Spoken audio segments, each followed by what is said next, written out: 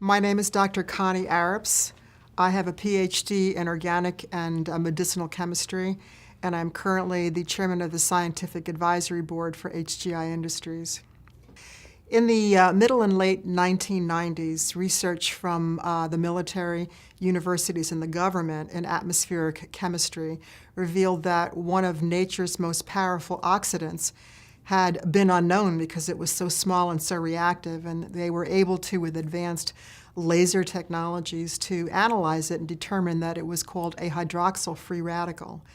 The chemistry is rather simple. It's produced from the interaction of the sun's UV radiation with oxygen and water vapor in air, and the net effect is to strip off one hydrogen from H2O and end up with HO, with a free electron.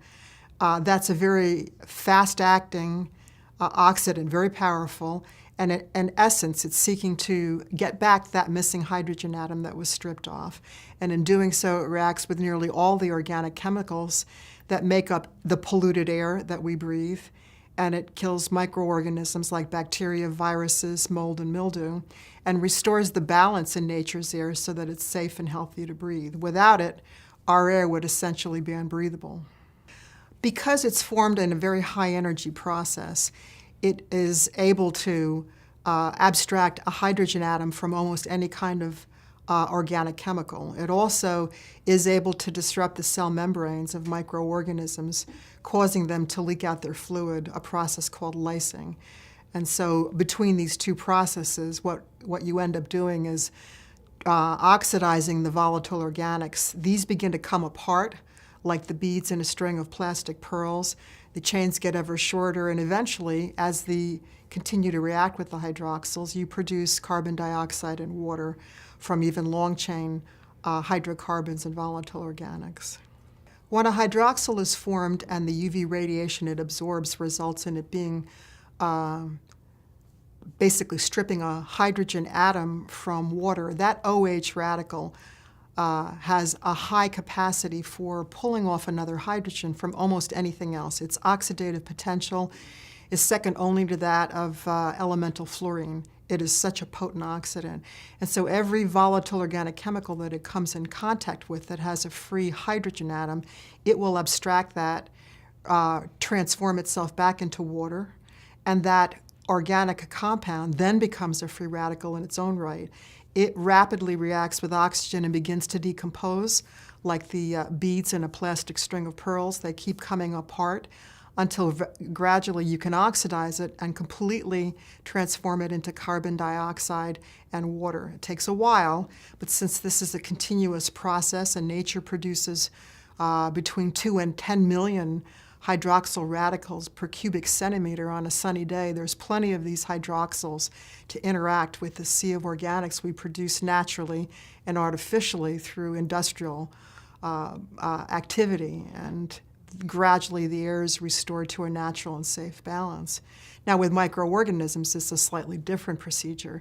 Their cellular membranes, unlike our skin, are not evolved to be insensitive to hydroxyl radicals, and microorganisms' cell membranes are disrupted.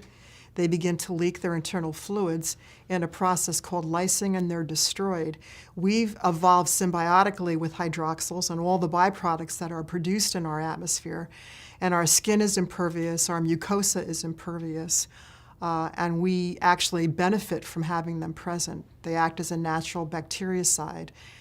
These hydroxyls kill bacteria, viruses, mold, mildew. It is probably what enables us to stay healthy and enjoy the outdoors. Very different from the indoor environment.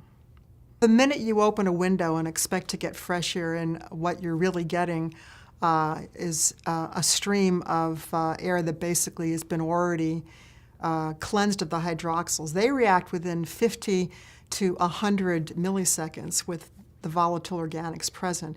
And there's so much organic load in air that they don't last very long.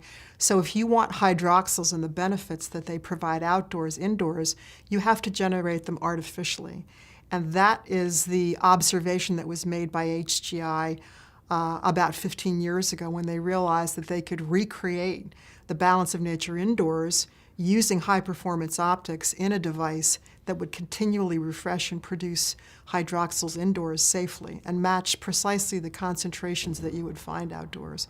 The minute you turn the machine off indoors is the same as what happens when the sun sets. Hydroxyls cease to be produced.